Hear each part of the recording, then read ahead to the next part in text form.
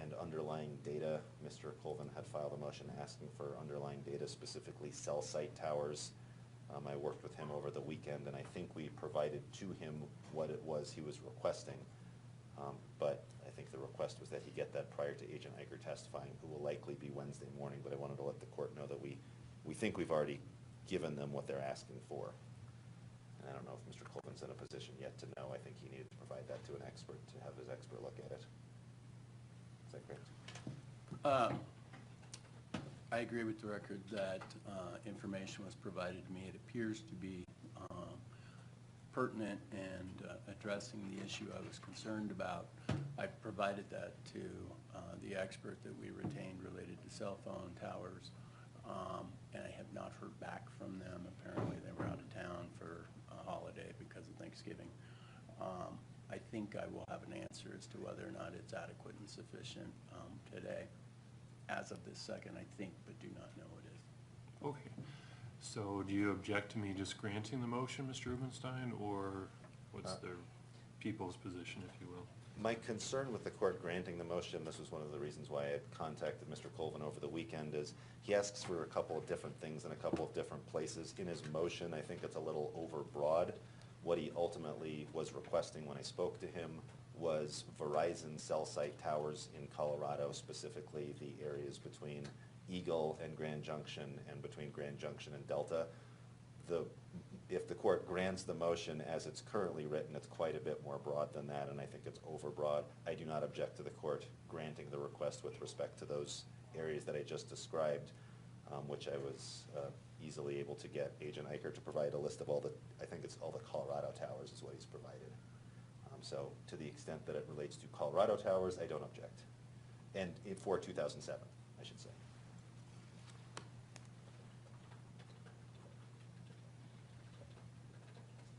Do you have a position on the people's request, Mr. Colvin, as far as granting your motion in part, but only with regard to the Colorado towers that existed in 2007? Yeah, the motion could be read to ask for them for the entire country or world, and that was not my intention. And so I happily self-limited it to the relevant stuff in my conversations with Mr. Rubenstein.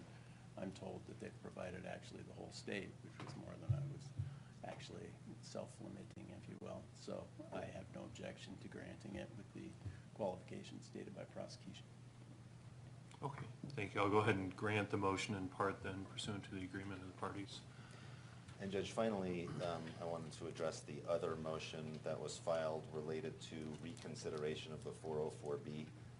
I haven't fully had an opportunity to look at that, and I was just wondering what the court's schedule was on that. My concern is that this motion was filed after opening statements, after we've already made reference to what we intend to introduce, and on that grounds, it doesn't appear to have any new grounds stated in it, but I would just ask that the court deny it, or if not deny it, give me some sense of when the court is wanting us to be able to have responded to that, because obviously as the trial goes on, references may be coming up. I don't expect any this morning, certainly, but as the trial persists, I think we have an issue that we've already told the jury what they're going to hear, and we'll be soon calling witnesses to discuss it.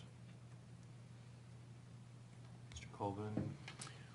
Well, I would respectfully disagree that it doesn't set forth new grounds for it. I think the motion's pretty clear. The new grounds is that it's our position prosecution improperly used the 404B evidence related to Ms. Nance and Mr. Baer in their closing argument in the last case.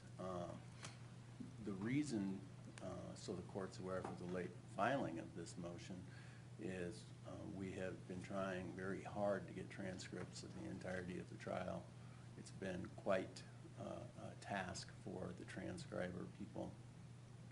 We received the closing argument transcript. I don't have that date at my fingertips, I apologize, but my recollection is it was last week, and I think it was towards the end of last week.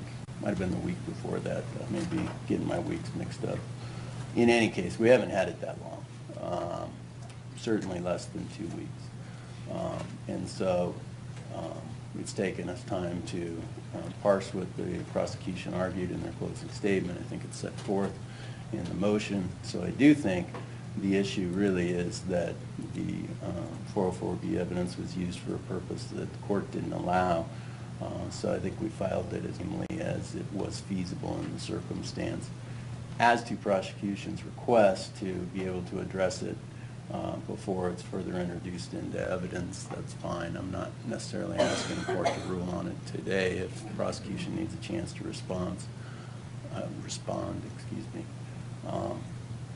So that's my record. Well, I don't think you're really asking me to rule. I know that you were objecting to the 404B, but the way I'm understanding your motion is that it's your position the prosecution went beyond what the court had authorized in its prior order under 404B. So then my thought is I don't really need to issue another order. It's just that you were putting us on notice that you believe the prosecution exceeded the authority granted on the order in their closing argument. So the court statement is correct. The only addendum I would make to the court, what the court has said, is that the fact that it is our position they went beyond the permissible purpose, I think could be a basis for the court to decide at this time that the 404B should not be admitted under a prejudicial versus probative analysis. So I think it does give rise to a reason why the court may want to reconsider its previous ruling. Having said that, I'm well familiar, of course, with the court's previous ruling, and obviously will object contemporaneously if it's appropriate during the course of this trial.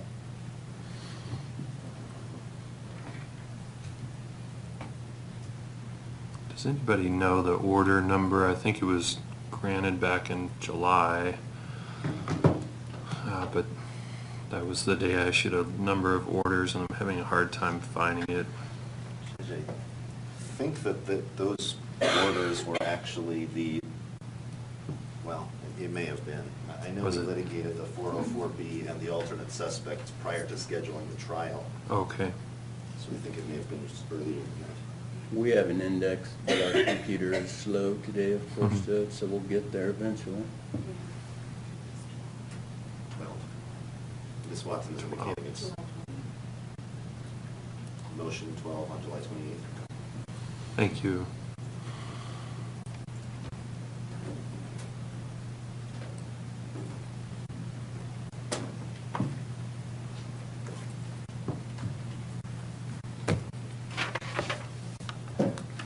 July 28th of 15. Is that right? Okay, thanks.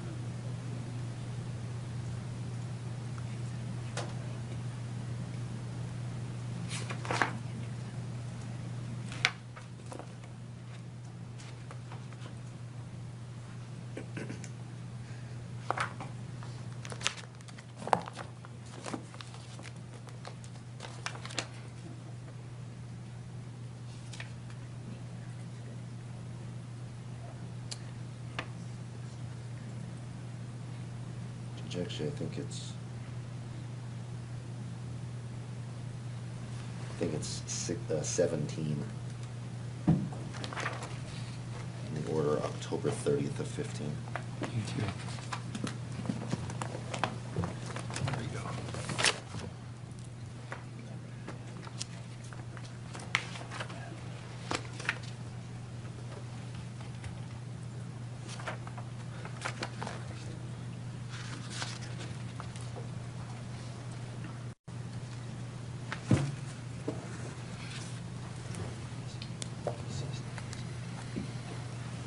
Okay, that is, well, there's an order issued on October 29th of 2015 with regard to the people's motion to admit evidence of other acts.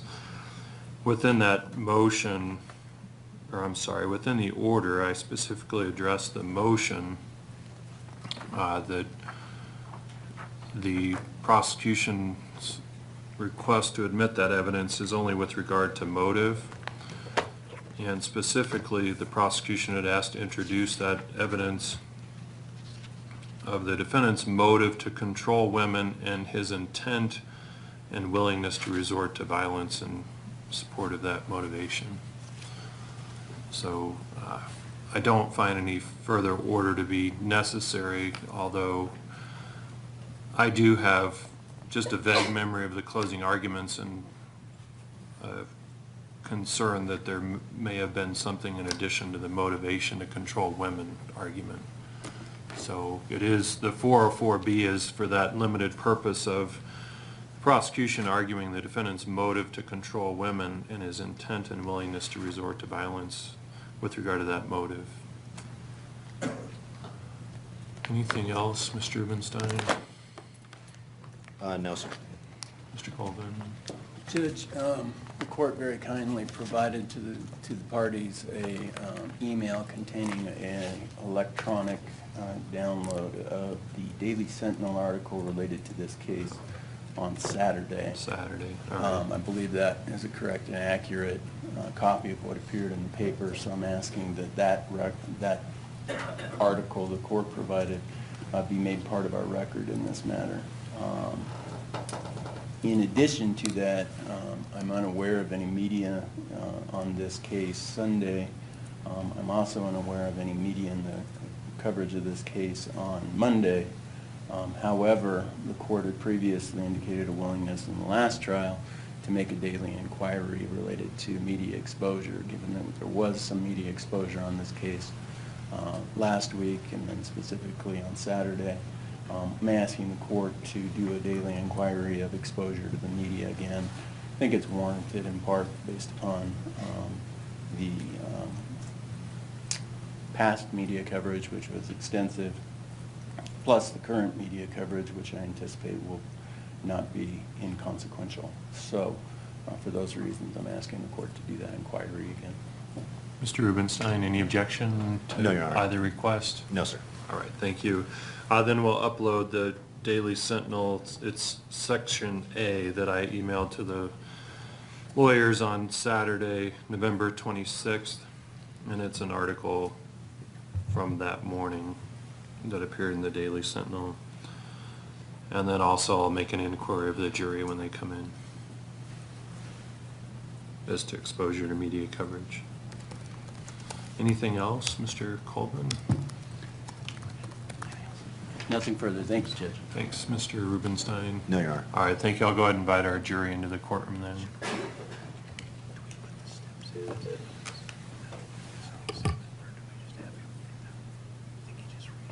Hi, good morning. We're ready for the jury to come to the courtroom. Thank you.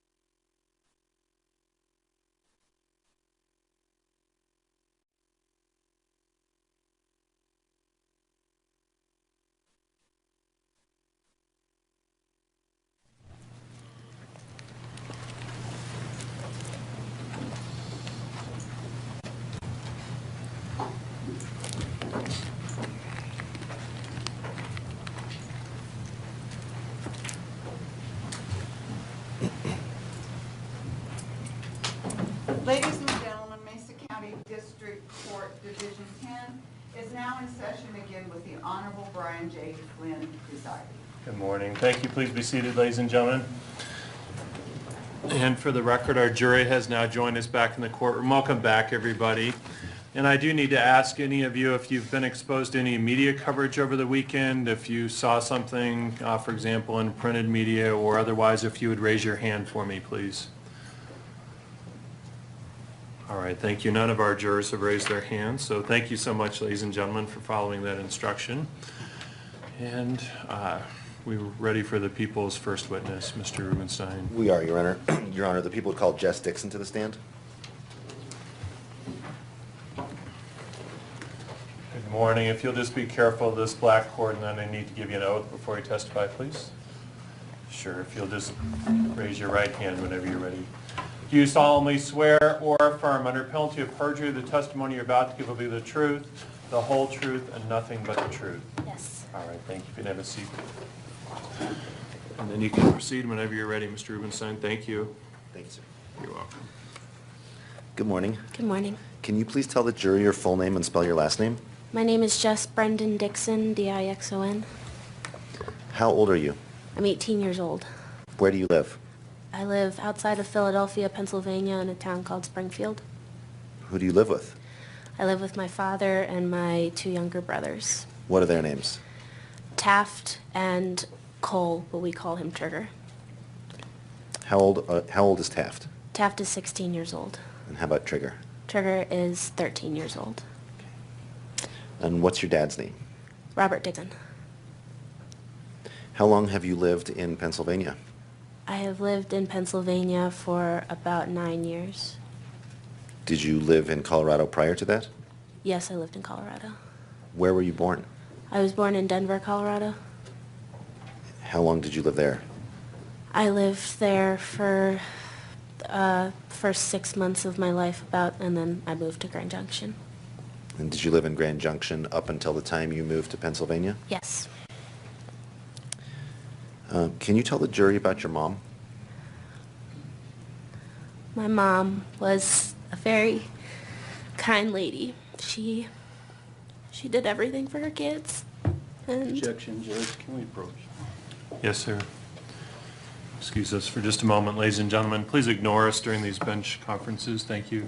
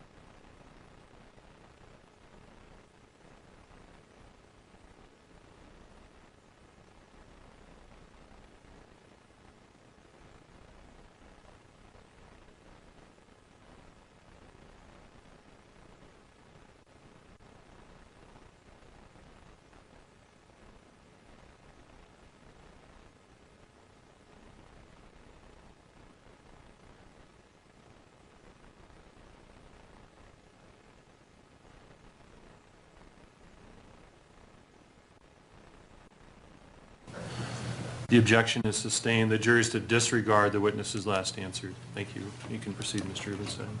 Thank you, Your Honor. Jess, can you tell me what sorts of things you did with your mom back when you were about 8 years old?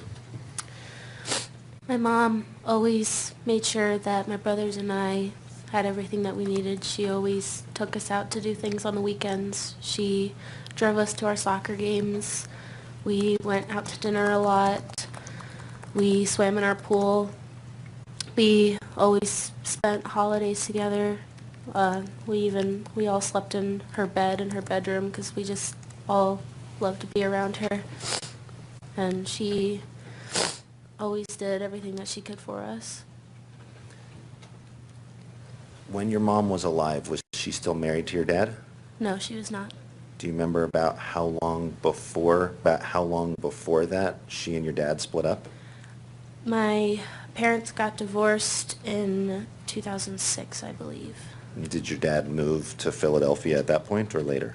My dad moved to Philadelphia at that point. Okay.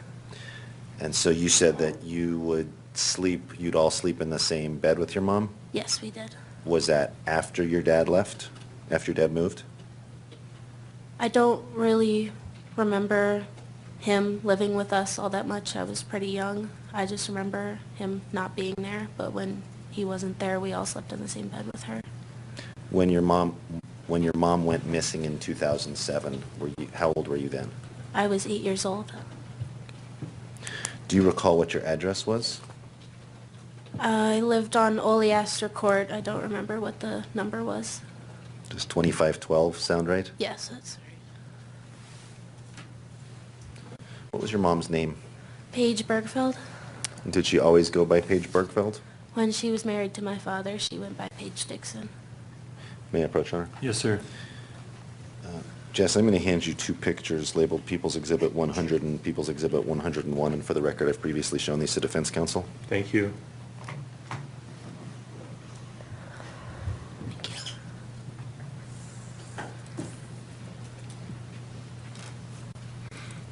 First, if I could have you look at People's Exhibit 100. What is that a picture of? That is my mother, Paige. And is that what she looked like around 2007? Yes, that's pretty much exactly how I remember her. Okay. And what about People's Exhibit 101? What is that a picture of? That is a picture that my family and I took with my grandparents and my uncle and his family when they all came to visit us at one point. Okay. And so who's in the picture?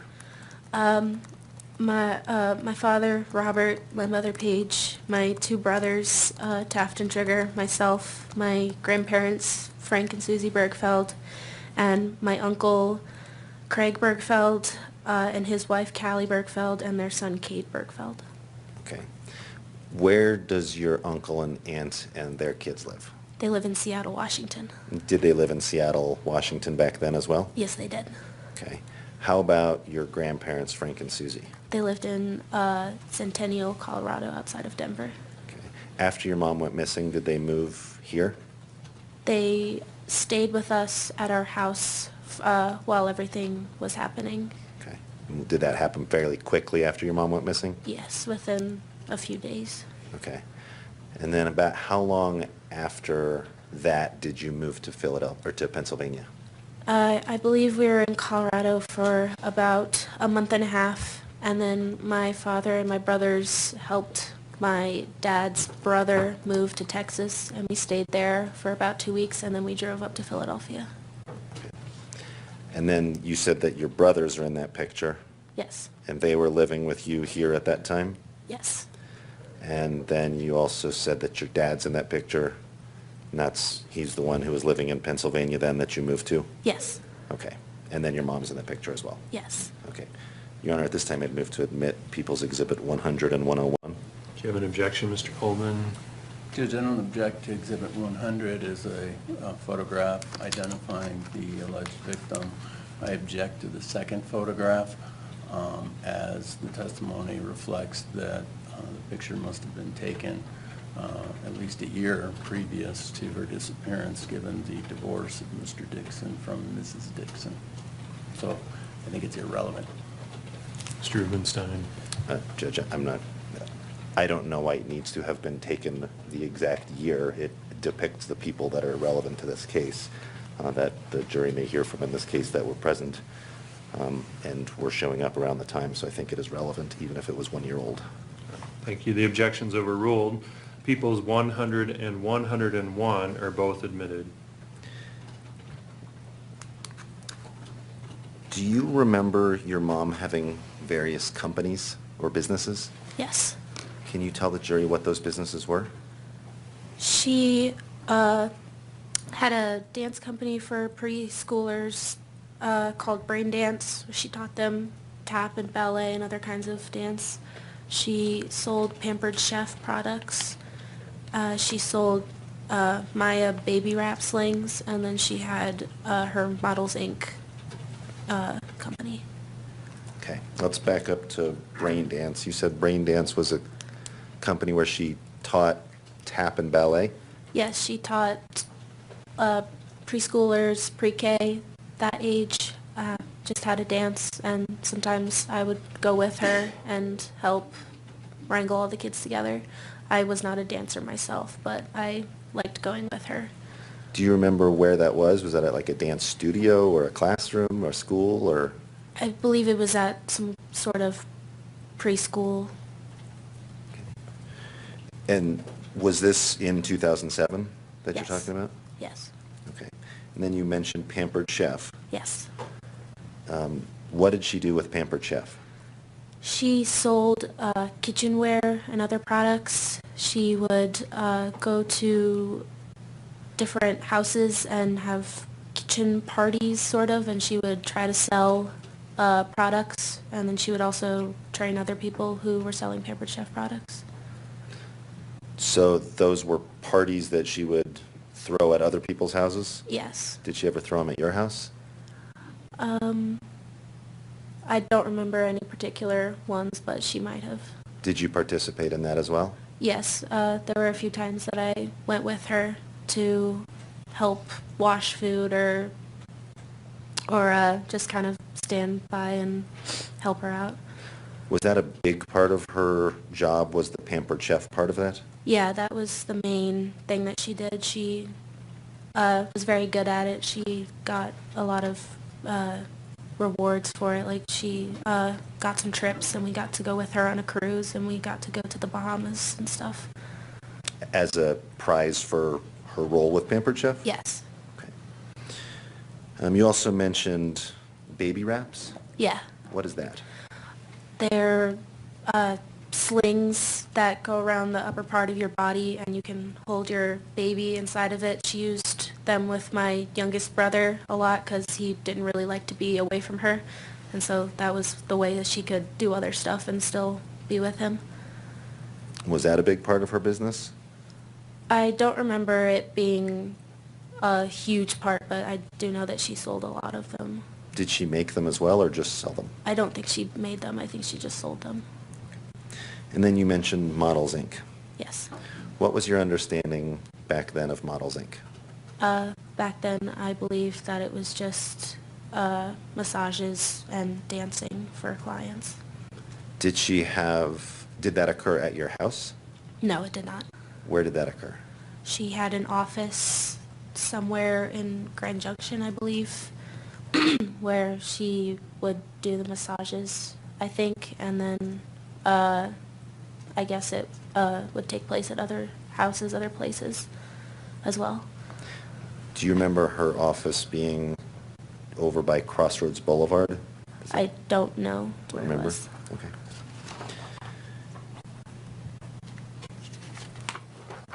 When was the last time you saw your mom? The last time I saw my mother was on June 28th, before she went to work. And was that of 2007? 2007, yes. Do you remember about what time that was? It was around 10:30 in the morning. Did she tell you where she was going? No, she just said that she was going to work. Okay. Did she say anything that led you to believe that she was going out of town versus staying in town? Yes, she said that she would be around some town with the word spring in it, but I don't remember what it was called. Did she tell you when she was planning to come home? She said that she would be back around dinner time. Did you talk to her later that day? We spoke with her on the phone when she hadn't called and she hadn't been home yet. Do you remember about what time that was? It was about 8:30 that we called her. Okay. And did she tell you what her plans were then? She said that she was on her way home and that she would be home soon. Did anything happen during the course of that phone call? When we spoke to her, she had said that our father wanted to talk to us, and she had said that she was on her way home and the line went dead, and I assumed that she was either bad cell area or that she had gone into a tunnel. And when we couldn't get her back on the phone, we called our dad and talked to him, and then we tried to call her back, but it just rang and it went to voicemail and she didn't pick up. So that time that, around 8:30, that was the last time you spoke to her? Yes. Do you remember what she was wearing when she left the house that morning? I believe she was wearing jean shorts and a floral patterned top. What kind of car did she drive? We had two cars. We had a blue minivan, and then she also had a red Ford something. I don't know what kind of car it was, but it was a smaller car. Did it have 2 doors or 4 doors? Two, I believe. Or 4. I'm not really sure. I don't remember. Okay. Did you report to the police at some point that she hadn't come home? Yes, we reported her missing about 2 days after we had last spoken to her. Why did you wait 2 days? We had been trying to get her back on the phone, and it just wasn't working, and we weren't really sure what to do at the time. We were very young, and our au pair didn't really know the situation, so we weren't really sure what to do. You mentioned an au pair. Did that person live with you? Yes. Who was it? Nubia, and her boyfriend Jose, and she had a little girl, and she was pregnant. Okay. And they all lived with you? Yes. Okay. That's who watched you when your mom was gone? Yes. So was it kind of up to Nubia when this got reported? Yes. You mentioned you were 8. You're the oldest of your brothers, of the 3 of you? Yes. Do you remember how you reported it to law enforcement? We had spoken on the phone to my mother's ex-husband, Ron Biegler, and he had told us to go to the police. Objection, hearsay, Judge? The objection's overruled.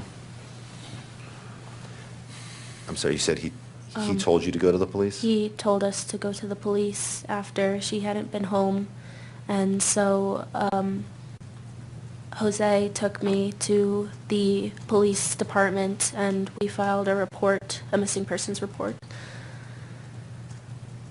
You mentioned Ron Biegler is your mom's ex-husband. Yes. That was her first husband? Yes.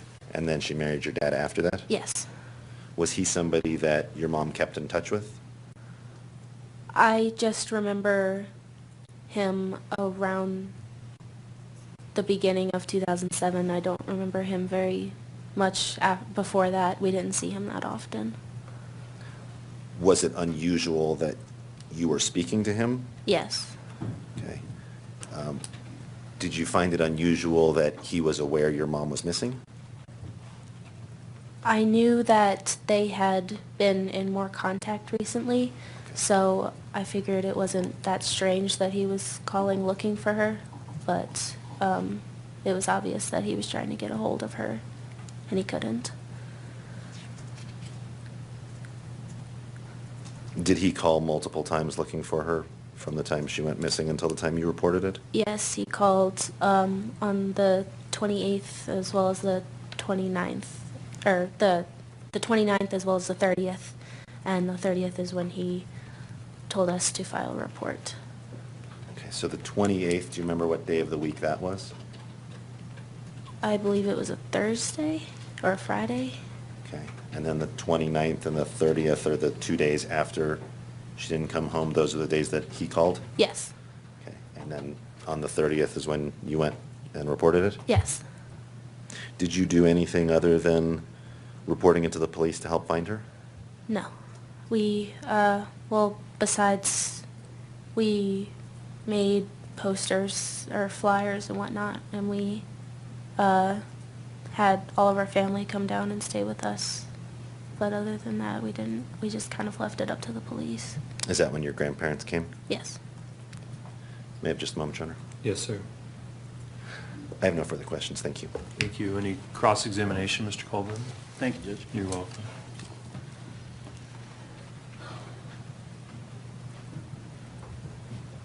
Oh, Ms. Dixon. Hi. During the course of this case, you've testified previously, is that correct? Yes. And you've had to talk about this before today, obviously, right? Yes.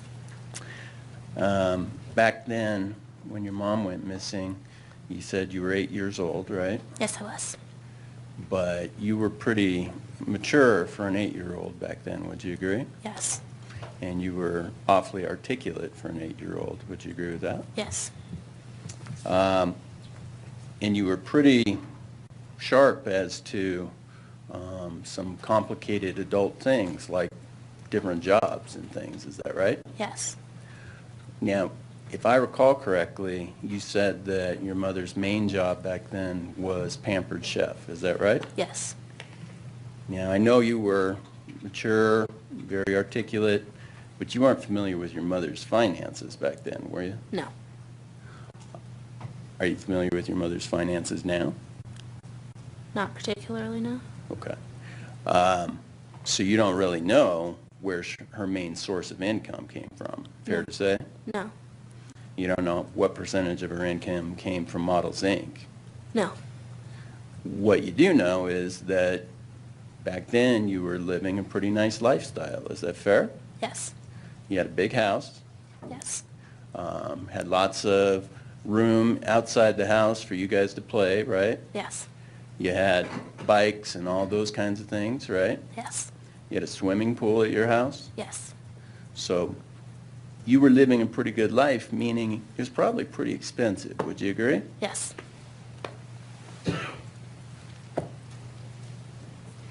Now, you said that your mom won a trip to the Bahamas, is that right? Yes. And she won that trip to the Bahamas through Pampered Chef. Yes. You don't know if she got paid independently from Pampered Chef, though, right? I have no idea. Okay. Now, you testified that you knew your mom had an office for Models, Inc., right? Yes. And you said that you knew back then, you thought it was just massage and dancing, right? Yes. And we've talked previously about this, you and I, in this courtroom, is that right? Yes. And you said that you know that Models, Inc. was more than just massage and dancing. You know that now, right? Yes. Okay. And you know that because you've seen media about this case over the years, right? Yes. And so you're aware of what all the newspapers and internet has said about your mom, right? Yes. So you know that it was more than... Objection, lack of personal knowledge. Actually, Mr. Colvin? I'm asking her what her understanding is in response to prosecution eliciting the fact that at 8 years old, she believed it was just massage and dancing. All right, the objection's overruled. It's not to be offered for the truth of the matter asserted, but just to examine her veracity with regard to her mother's primary form of employment. Mr. Colvin, you can proceed. Are you okay, Ms. Dixon? You need a minute? You can go on. So since you were 8 years old, you've learned that her business was more of an escort service, is that correct? Yes. You testified that your mom would take men to the Models, Inc. office, is that correct? Yes. And on occasion, she would take you and your brothers to Models, Inc. as well if she didn't have a babysitter, isn't that right? Yes. And the office had a separate area, like a kitchenette type place, is that right? Yes. And you guys would stay in there when she was with her customers, correct? Yes.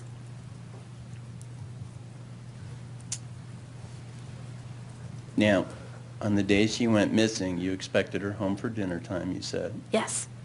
And dinner time was about 5, maybe 6 o'clock, right? Yes.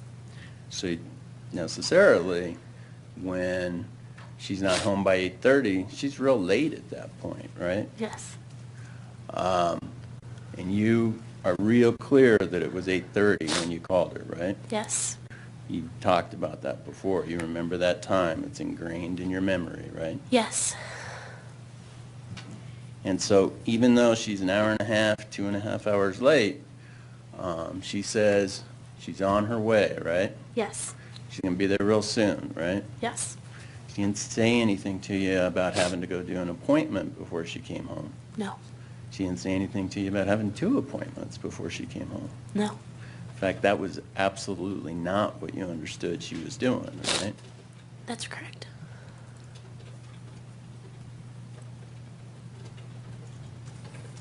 And it wasn't that unusual for her to have appointments in the evening, right? That's correct. So if she had an appointment in the evening, that wouldn't have been a surprise to you or anything, right? No.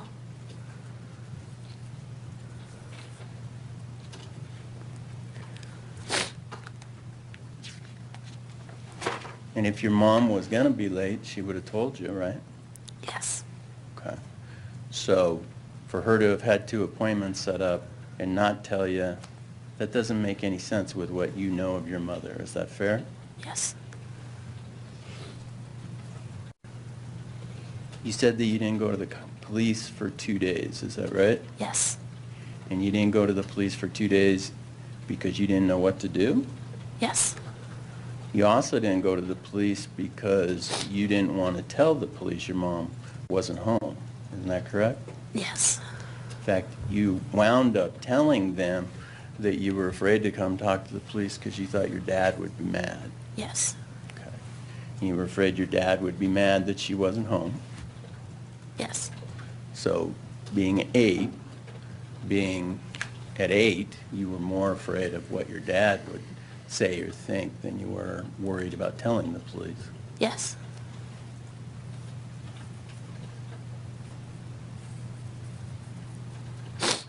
Was your understanding back then your mother had other employees working at Model Sync, is that right? Yes.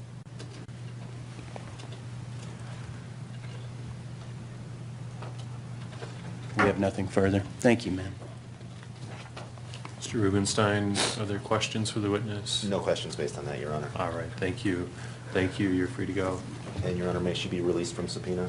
Any objection, Mr. Colvin? No, sir. All right, thank you. You are released from your subpoena as well. Thanks. The people's next witness.